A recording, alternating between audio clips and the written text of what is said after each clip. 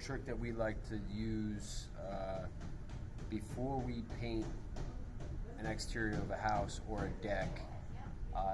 If it's questionable about should we paint it or shouldn't we paint it because of the moisture in the wood.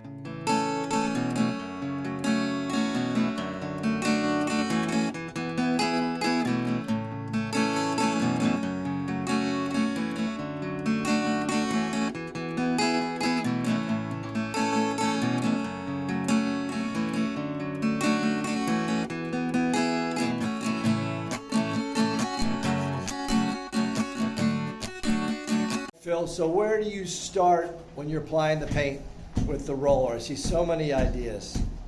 I always like to maybe a little below halfway, about halfway in the wall, depending on how big it is.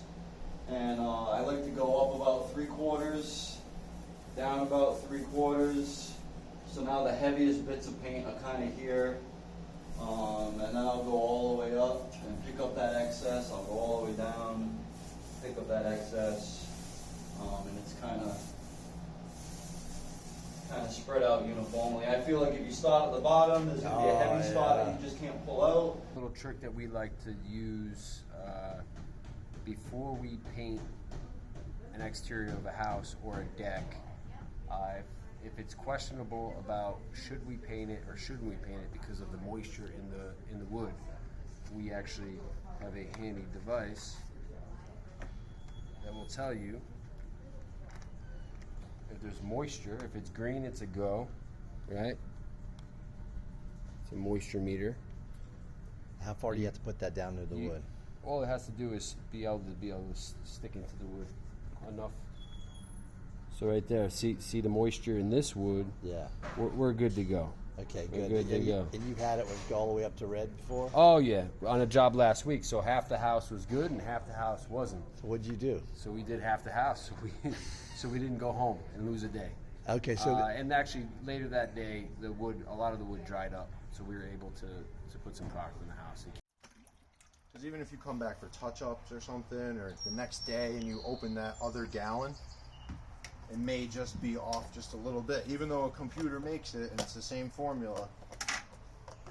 You know, maybe 0.1 of the white went in this can because it was whatever, you know.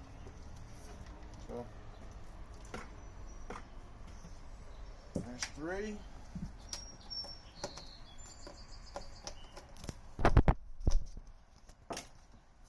Quattro.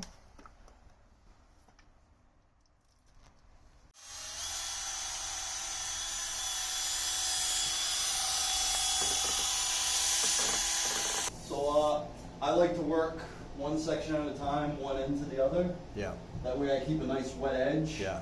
And we don't have no flashing. If this was a big ceiling, I'd probably have a bigger roller and I'd be loading it up and I'd be going like a son of a bitch. Yeah. But I want that wet edge to go the whole length of the ceiling, so when the light comes raking in, I didn't do half the ceiling and it started to dry. Oh, and then I rolled into see. it, and then you can see it. So Oh, yeah, doing it this way is a little bit more hard work. Sometimes it's athletic event, depending on how big the ceiling is. Opposed to cutting it in 4, right? Yeah, And a lot of people yeah. cut the ceiling into 4. Yeah, I was taught many moons ago not to do that. I like that. And I just don't. I refuse to do it. I'll blow my neck out and stare at the ceiling like this. Or smoke your shoulders. Yeah, smoke your shoulders. Yeah. And to make sure that it looks right. It's nothing worse than a bad looking ceiling. Yeah. Takes away from the feeling of the room. Yeah. Yeah. And I also came up with a system that I think I'm the only one that uses it because I came up with it. It's they're fish hooks with copper wire onto wooden hangers. That way you can spray both sides. I see a lot of guys, they'll drill holes and put, cup hooks on the bottom of them. But for me, that's an added step, which costs more money, more time. Now once it's dry, we just take it off the fish hooks and we're ready to hang them. I like it.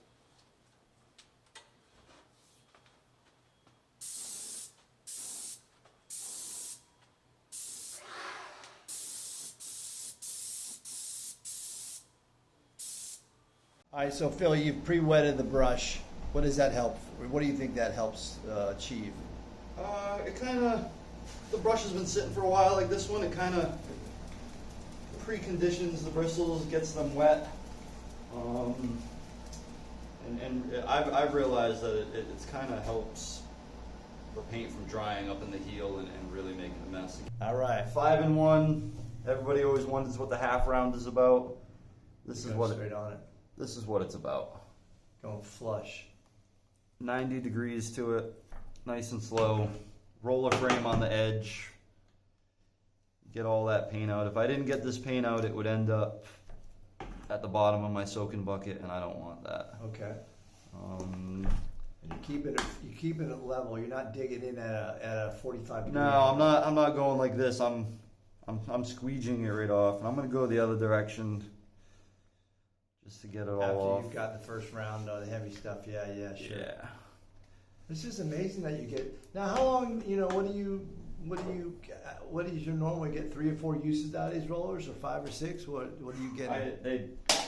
Hold on. They're all right. Honestly, I couldn't even tell you. I mean, sometimes they just keep going and going.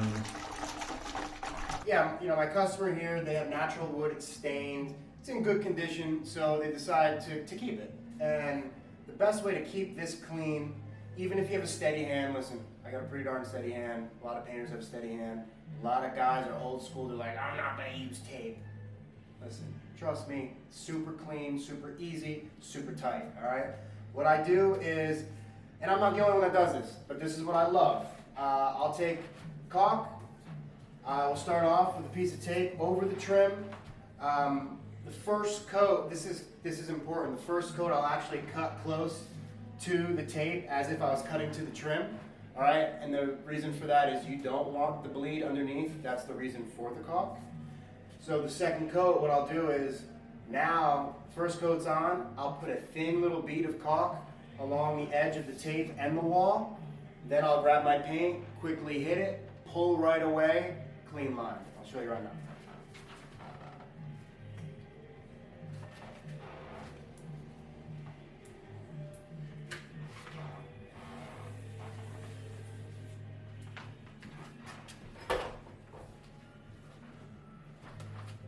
And you can be generous with the paint. Doesn't matter. It's not going anywhere. Throw that paint on there. Even it out.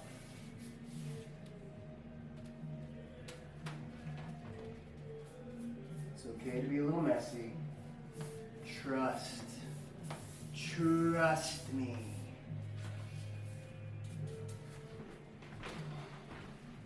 And then the satisfying part. Ever see a waterfall in the jungle? It's about as smooth as that. Woo!